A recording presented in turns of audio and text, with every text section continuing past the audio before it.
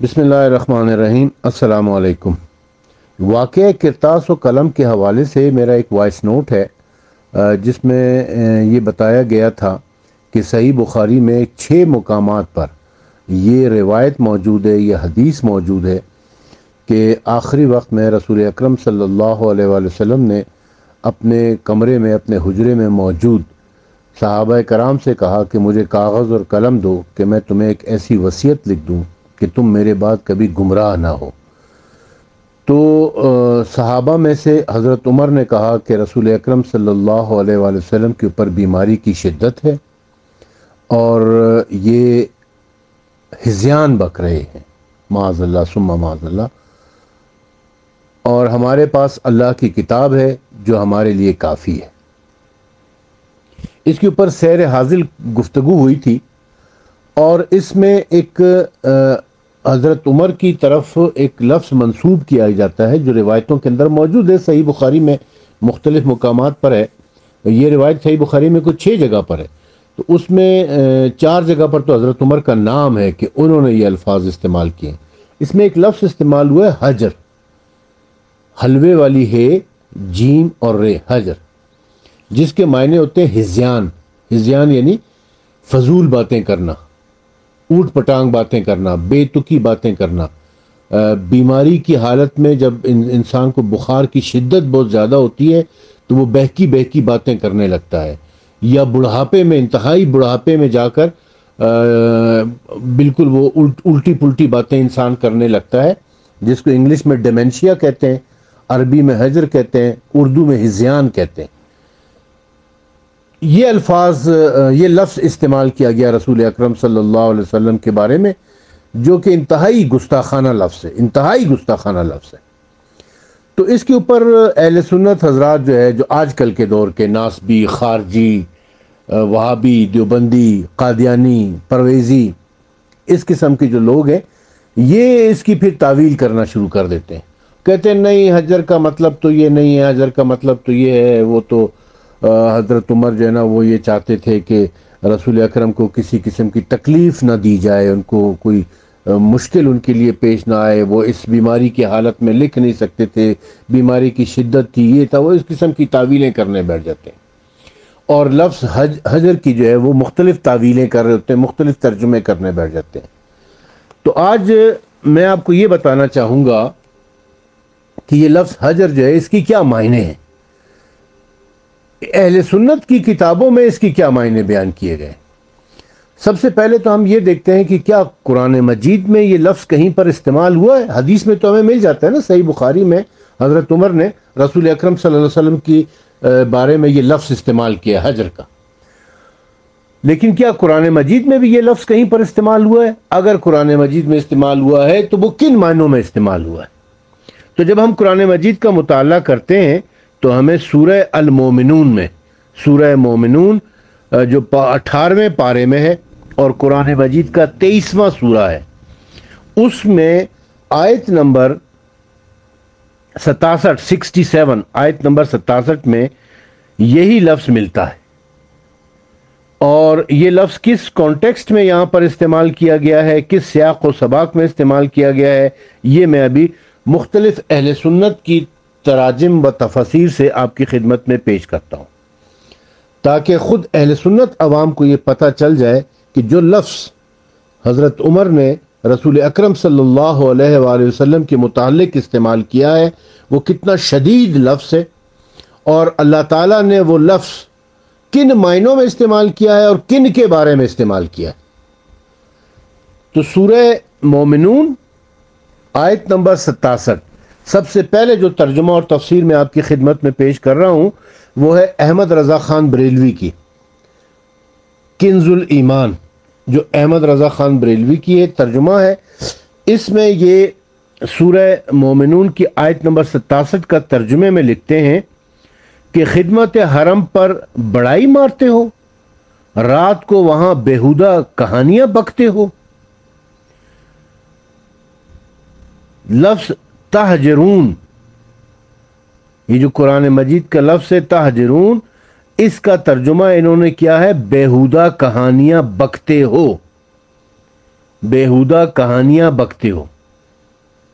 अब इस आयत की तफसीर में वो लिखते हैं कि काबा मुअज़्ज़मा के गिर्द जमा होकर उन कहानियों में अक्सर कुरान पाक पर तान और उसको सहर और शेर कहना और सैयद आलम सल्लल्लाहु अलैहि वसल्लम की शान में बेजा बातें कहना होता था।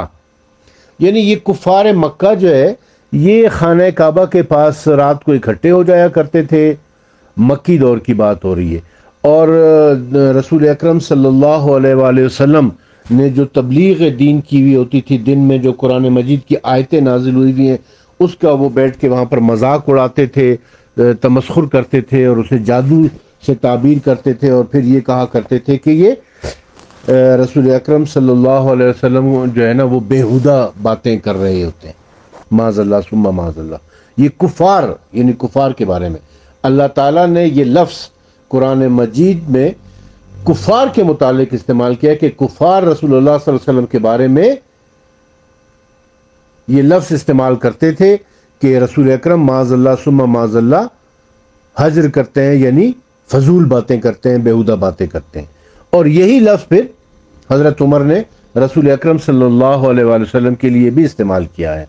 दूसरा तर्जुमा जो मेरे पास है वो है शेखुल हिंद मौलाना महमूदुल हसन साहब का, जो देवबंदी मकतब फ़िक्र से ताल्लुक़ रखते हैं और ये सऊदी अरब से शाया हुआ है। इसके तर्जुमे और तफसीर में ये लिखते हैं, तर्जुमा इसका लिखते हैं कि उससे तकब्बुर करके एक किस्सा गो को छोड़ कर चले गए, सो क्या उनका ध्यान नहीं किया इस कलाम में, या आई उनके पास ऐसी कोई चीज जो न आई थी उनके बाप दादाओं के पास से। इसकी तफसीर में वो लिख रहे हैं कि ताहजरून का मतलब यह है कि रात के वक्त हरम में बैठकर पैगंबर अलैहिस्सलाम और कुरान करीम की निस्बत बातें बनाते और तरह तरह के किस्से गढ़ते थे। कोई जादू कहता, कोई शायरी कहता, कोई कहानत, कोई कुछ और। इस तरह की बकवास और बेहुदा हिज़्यान किया करते थे। आज उसका मज़ा चखो, चीखने चिल्लाने से कुछ हासिल नहीं होगा। यानी ये कह रहे हैं कि बकवास और बेहुदा हिज़्यान, ताहजरून का मतलब है, हजर का मतलब है बकवास करना या बेहुदा हिज़्यान करना। इसके बाद हम तीसरा तर्जुमा जो है वो है अशरफ अली थानवी का। ये भी देवबंदी मकतब फ़िक्र से ताल्लुक़ रखते हैं। इन्होंने जो तर्जुमा किया है इसका वो ये है कि तकब्बुर करते हुए, कुरान का मशगला बनाते हुए, बेहुदा बकते हुए, बेहुदा बकते हुए। इन्होंने ताहजरून का तर्जुमा किया है बेहुदा बकते हुए। अब ये देखिए हिजर का मतलब आप देख रहे हैं ना, हिजर के मतलब क्या निकल रहा है कि बेहुदा बकवास करना, फजूल बातें करना। अब ये देवबंदियों के जो पसंदीदा मुफस्सिर हैं, देवबंदियों, नासबियों, खारजियों के, तफसीर इब्न कसीर, ये अल्लामा अमादुद्दीन इब्न कसीर की जो तफसीर है वो इसी आयत की तफसीर में लिख रहे हैं। तर्जुमे में वो लिखते हैं कि तकब्बुर करते हुए, कुरान का मशगला बनाए हुए, इस कुरान की शान में बेहुदा बकते हुए, बेहुदा बकते हुए, यही अल्फाज जो है वो अशरफ अली थानवी ने भी इस्तेमाल किए, ये अल्फाज इन्होंने भी। इसमें की तफसीर में वो लिखते हैं कि मुस्तकबिरीन हाल है इनके हक से हटने और हक का इनकार करने से। ये एक वक्त तकब्बुर करते थे और हक और अहले हक को हकीर समझते थे। इस मायने के रूह से बह की ज़मीर में मरजा या तो हरम है यानी मक्का, या इसमें बेहुदा बकवास बकते थे, या कुरान है जिसे ये मजाक में उड़ाते थे, कभी शायरी कहते थे, कभी कहानत वगैरह। ये खुद हज़रत सल्लल्लाहु अलैहि वसल्लम है कि रातों को बेकार बैठे हुए गपशप में कभी हजूर को शायर कहते, कभी काहिन कहते, कभी जादूगर कहते, कभी झूठा कहते, कभी मजनून बतलाते, नाउज़ बिल्लाह। यानी ये हजूर के बारे में जो बकवास करते थे उसको अल्लाह ताला ने कहा है कि हजर है, यानी हजर का मतलब है बकवास करना। और यही अल्फाज जो है वो फिर हदीस में, सही बुखारी में भी इस्तेमाल हुए। अब हम आ जाते हैं तफसीर मज़हरी की तरफ, जो अल्लामा सनाउल्लाह पानीपती की लिखी हुई तफसीर है और बहुत अहमियत की हामिल तफसीर है ये। इसकी जिल्द नंबर 8 सफ़ा नंबर 158 पर اسی آیت کی تفسیر میں وہ لکھتے ہیں کہ حجر کا معنی ہے فحش بکنا، بری باتیں کہنا۔ یہ لفظ حجر سے مشتق ہے اور حجر کے معنی ہے کٹ جانا، کترا جانا یا بیہودہ بکواس کرنا، یعنی تم قرآن سے کٹ جاتے ہو، کتراتے ہو، یا رسول اللہ صلی اللہ علیہ وسلم کی شان میں یا قرآن کی شان میں بیہودہ بکتے ہو۔ ابن ابی حاتم نے سعید بن جبیر کا قول نقل کیا ہے کہ قریش کعبے کے گردا گرد رات کو قصے کہانیاں تو کہتے تھے مگر طواف نہیں کرتے تھے، اور اس پر فخر کرتے تھے کہ اس موقع پر یہ آیت نازل ہوئی ہے۔ اب آپ دیکھیں اس آیت کی شان نزول میں وہ کیا بتا رہے کہ یہ کفار تھے جو خانہ کعبہ کے گرد بیٹھ کر بکواس کیا کرتے تھے، رسول اللہ کی شان میں گستاخیاں کیا کرتے تھے، اور قرآن مجید کی شان میں گستاخیاں کیا کرتے تھے، اور وہ کہتے ہیں کہ اس لفظ حجر کا مطلب ہے فحش بکنا، بری باتیں کہنا، اور یہی لفظ جو ہے پھر وہ حضرت عمر نے رسول اکرم صلی اللہ علیہ وآلہ وسلم کے بارے میں استعمال کیا تھا۔ اب آ جاتے ہیں جی تفسیر قرطبی۔